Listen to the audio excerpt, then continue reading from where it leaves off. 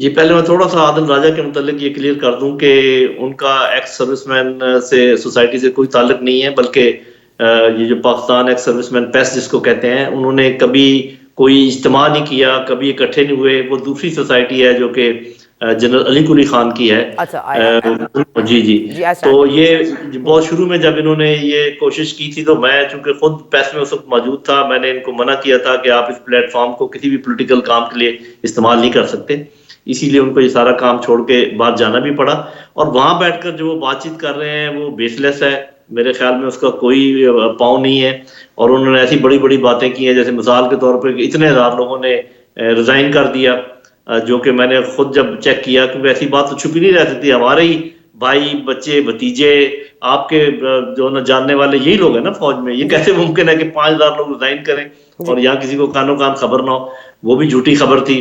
اور یہ جو انہوں نے ایک ملائن موومنٹ شروع کی ہے جنرل باجوہ کے خلاف، جنرل باجوہ میں اور خرابیاں ہو سکتی ہیں لیکن ہم ان کو عرصے دراز سے جانتے ہیں، اس قسم کے کوئی ان میں عیب کم از کم میں نے. جنرل باجوہ خود بھی تو صحافیوں کو بتا رہے ہیں جس پہ بڑے بڑے کالم نکل رہے ہیں، کوئی سیریز آف کالمز آ رہے ہیں. وہ جو باتیں بتا رہے ہیں ان کو اس سے گریز کرنا چاہیے. ایز اے فرینڈ میں ان کو یہی دوں گا مشورہ کہ خاموش رہیں، اور کول ڈاؤن پیریڈ ہے یہ، اس میں کول ڈاؤن ہو اور اپنا آرام آزاد شہری کی طرح آرام سے زندگی گزاریں.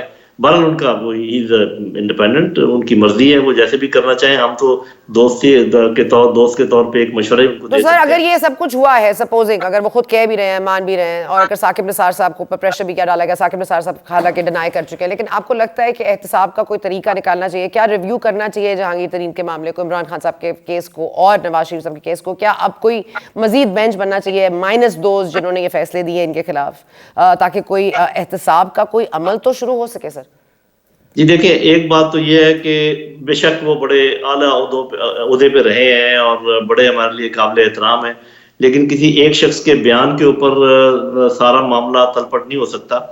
پراپر انویسٹیگیشن، البتہ جو بھی بات ہو اس کی انویسٹیگیشن ضرور ہونی چاہیے. آئی ایگری ود یو کہ جب وہ یہ کہتے ہیں تو صرف ان کی بنیاد پر ان کو گواہ بنا کر کوئی کام اس طریقے سے الٹایا نہیں جا سکتا، کیونکہ جب ثاقب نثار صاحب کہہ رہے ہیں کہ یہ بات نہیں ہے، وہ کہہ رہے ہیں کہ یہ ہے، تو پھر اس کو تو کسی طریقے سے انویسٹیگیٹ کرنا پڑے گا.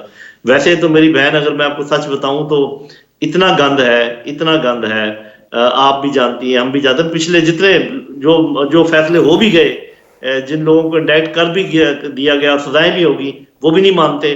جن کو نہیں ہوئی ان کو سزا یافتہ کے برابر رکھنے کی کوشش کرتے ہیں. تو میں تو یہ سمجھتا ہوں کہ میری اپنی رائے یہ ہے، غلط ہو سکتی ہے، بہت سارے لوگ اس پر شاید اگری نہ کریں.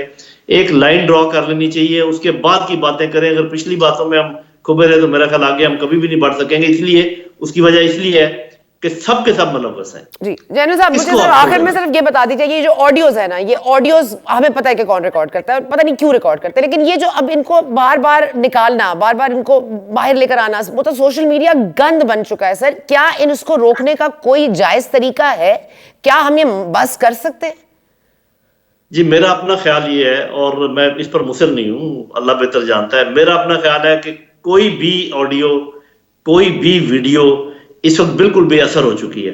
اس کی وجہ یہ ہے، ایک تو یہ نیو نارم بن گیا ہے. مطلب آپ دیکھیں، جن گورنر ایکس گورنر کے خلاف ویڈیو تھی وہ بالکل موجود ہیں مین سٹریم میں، اور جن کے متعلق بات چیت ہو رہی سب لوگ مین سٹریم میں موجود ہیں. تو اس معاشرے نے شاید اس بات کو تسلیم کر لیا ہے کہ یہ کوئی برائی نہیں ہے. تو اب میرا خیال ہے کہ یہ نہ آڈیو کوئی کارگر ہوگی نہ ویڈیو کوئی کارگر ہوگی، بجائے اس کے کہ اس کو روکنے کے.